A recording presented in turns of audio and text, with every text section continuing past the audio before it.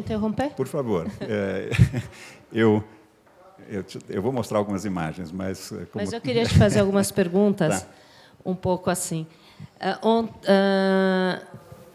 Voltando um pouco ao surgimento das coleções no Instituto Moreira Salles. E eu vou voltar muito atrás no tempo. Século XIX.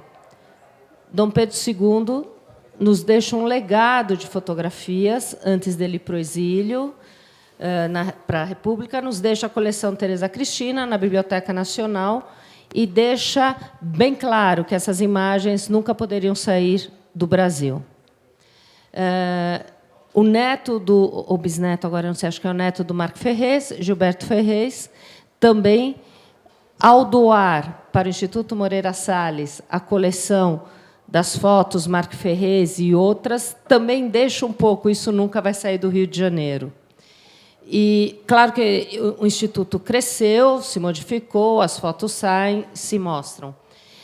O Instituto começa com uma grande coleção do século XIX, não só de Marco Ferrez, mas também de fotógrafos paulistanos e do Brasil de uma forma geral.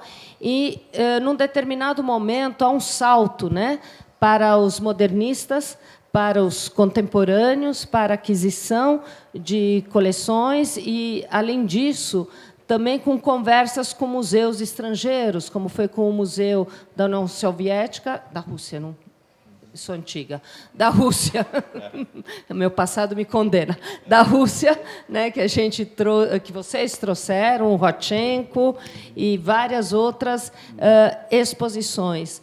Ontem eu entrevistei aqui a curadora do MoMA.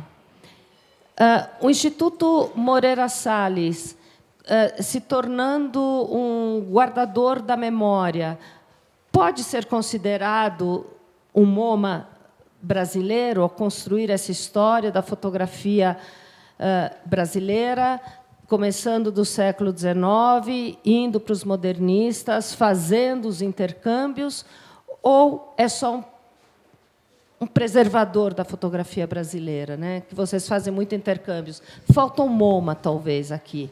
E eu não falo isso com uma sensação de vira-lata. Não, eu falo isso como uma questão de memória, preservação de memória, construção de uma história da fotografia brasileira. O Instituto Moreira Salles pode vir a ser um MoMA brasileiro? Olha, eu iniciaria, talvez, pensando essa questão, pensando na figura do Belmont Newhall, né, que é um historiador da fotografia a nível internacional, que tem passagem pela George Eastman House, em Rochester, né, anterior à ida ao MoMA, e depois tem uma passagem também expressiva pelo MoMA.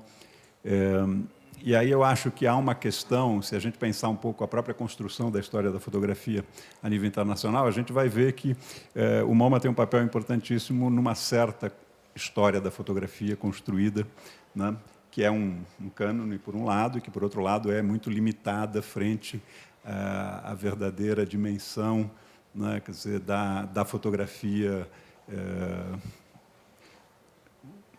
nos vários períodos, né, do século XX e do século XIX. Mas é uma construção necessária, é um momento importante para estruturar questões relativas a essa prática de uma forma de expressão pessoal, uma forma de comunicação e de expressão visual, que eu acho que é muito relevante. Eu vou fazer um comentário que me parece que a fotografia, ela, para mim, nasce moderna, nos termos flusserianos, quer dizer, você, na verdade, se você pensar nos termos de Flusser, imagina um momento da cultura que se inaugura com a fotografia, portanto, né, tudo aquilo que acontece a partir de 1839, nesses termos, carrega uma modernidade estonteante. E a fotografia é uma plataforma de convergência entre comunicação e arte, entre ciência, comunicação e arte, cultura, conhecimento. E, portanto, o problema da crítica da fotografia é um problema complexo, porque ele não é um problema das artes visuais. Inclusive, eu acho que hoje a fotografia e a fotografia contemporânea contribui para, na verdade, forçar os, talvez, limites estreitos da crítica contemporânea das artes visuais. Quer dizer, a fotografia, hoje inserida nesse contexto, ela coloca questões para a crítica tradicional das artes visuais que não estão equacionadas, não estão resolvidas, exatamente porque ela é uma plataforma muito ampla, né? Quer dizer, então, aí essa questão, apenas no âmbito da comunicação e no âmbito das artes visuais, é um campo importante para a reflexão. Então, a construção, né, quer dizer, de uma leitura da fotografia através do MoMA cumpriu um papel importantíssimo, né? E cumpre até hoje como instituição, e é uma instituição, obviamente, de referência. E eu acho que, talvez, para responder essa pergunta, eu diria o seguinte: é muito importante que a gente consiga construir leituras críticas da fotografia feita no Brasil, e o Instituto pretende ser uma plataforma para que isso seja feito. Quer dizer, a gente não pretende esgotar esse assunto e nem canonizar esse assunto do ponto de vista institucional. Quer dizer, há aí uma questão ampla, coletiva, né, de reflexão sobre a fotografia, mas é muito importante a gente conseguir pensar aspectos específicos da produção no Brasil, e tudo parte um pouco da compreensão daquilo que foi produzido, e essa compreensão parte um pouco das obras e dos seus autores, né? E aí o aspecto biográfico, o aspecto de entender a trajetória, e, portanto, aí a questão do arquivo. Quer dizer, o arquivo e a história da arte, eles são a mesma questão, né? Então, nós não nos vemos como uma instituição arquivística, mas praticamos e somos uma instituição arquivística. Nós temos ambições de pensamento em relação às artes visuais, né? E o Instituto tem essa característica interessante, que ele tem uma atividade no campo das artes visuais também, que é paralela à atividade da fotografia. Ele tem uma atividade no campo do cinema.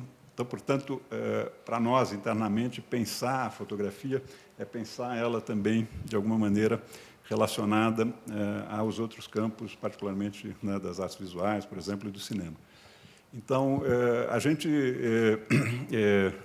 imagina que esse processo contribui para a construção de uma reflexão crítica sobre a produção fotográfica no Brasil.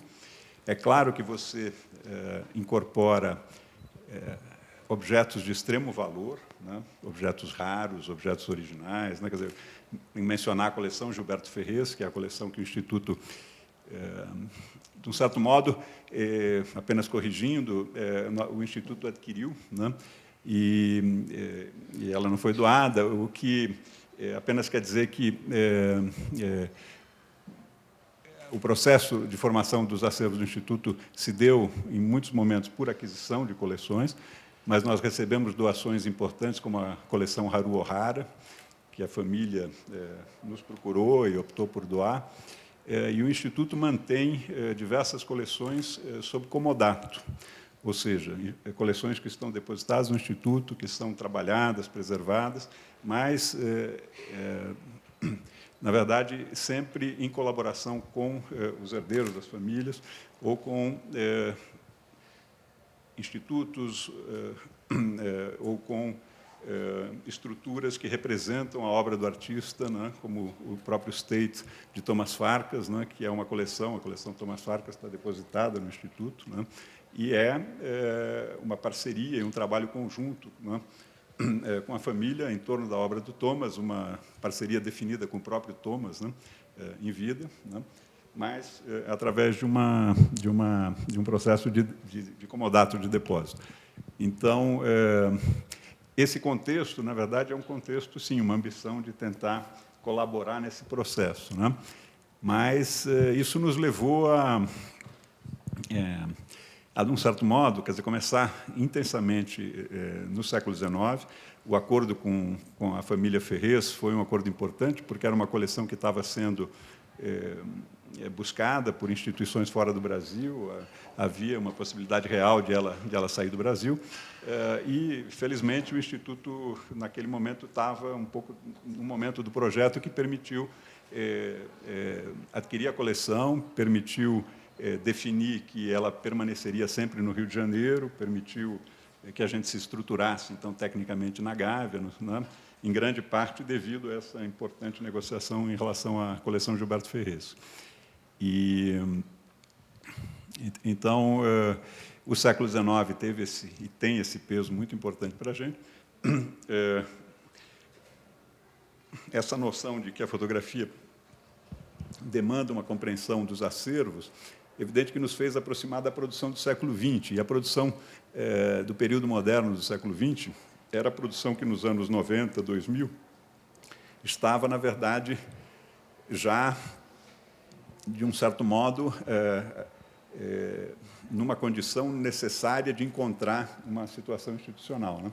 E, portanto, acervos como Marcel Gautreau, José Medeiros, Thomas Farkas, Peter Shire, Alice Brill, Hildegard Rosenthal, etc., foram, ao longo do tempo, pela própria estrutura do projeto, sendo, de alguma maneira, ou incorporados, adquiridos ou doados, e integram esse grande acervo do Instituto, mas que é composto por cerca de 20 coleções.